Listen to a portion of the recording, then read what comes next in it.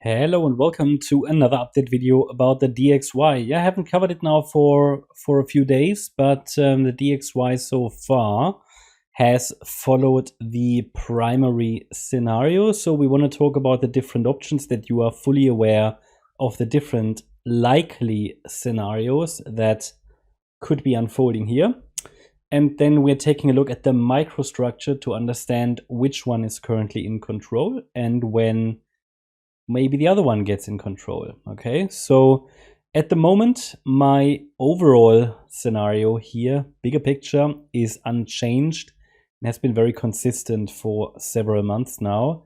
The roadmap still shows on this chart an A, B, C structure.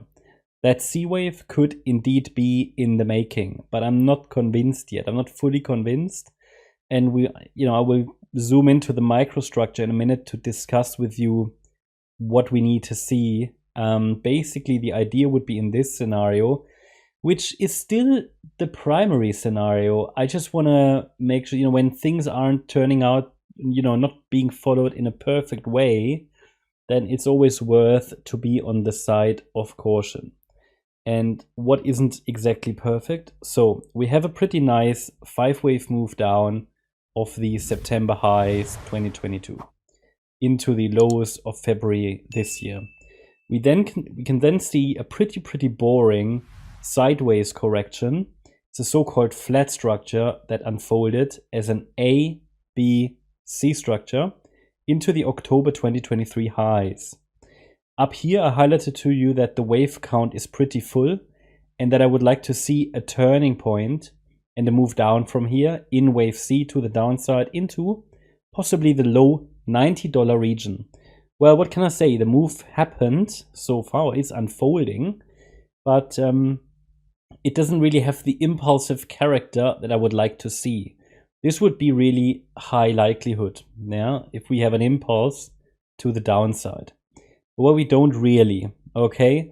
So that gives me enough food for thought or enough data to consider a different scenario, which is basically part of the same, actually.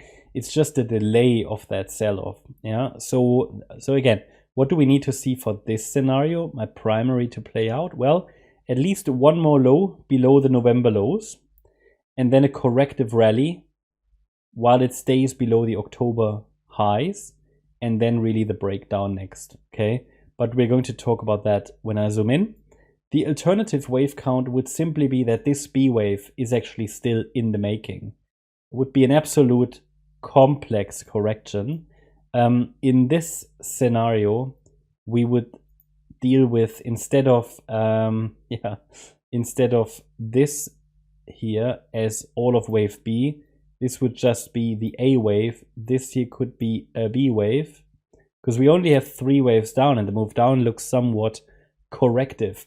And then a C wave could still happen and then we come down. Yeah, this is absolutely another possibility. It would simply delay the sell-off, but before that happens, so before the sell-off happens, well, I shouldn't say sell-off, well, the price, well, the DXY goes down basically. I mean, it's an index, but when it goes down, that would be delayed, right? So we have a chance to move all the way up to maybe 109.24 first and 111 before that actually happens. Especially because this resistance area that you can see here for this larger B wave has not been maxed out. So let's zoom in, take a look at my primary scenario on the 1-hour chart. You see that the price reacted to our larger resistance area. Then we had a 1-2 setup, reacted to the smaller resistance area. I can take that out now. I highlighted to you that probabilities for this move to the downside will increase if we take the micro support levels out. And that happened. And then down here, I think it was in the last video, I explained to you that we would ideally like to see a wave 4 rally now into resistance between $104.21 and $105.30. That happened.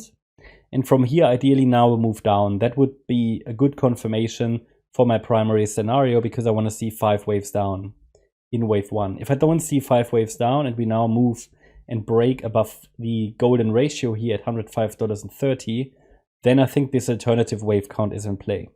To keep my primary count the primary count, I need to see the price adhere to the main parameters of this roadmap, which means, yeah, staying below $105.30, making one more low. That gives us 5 waves.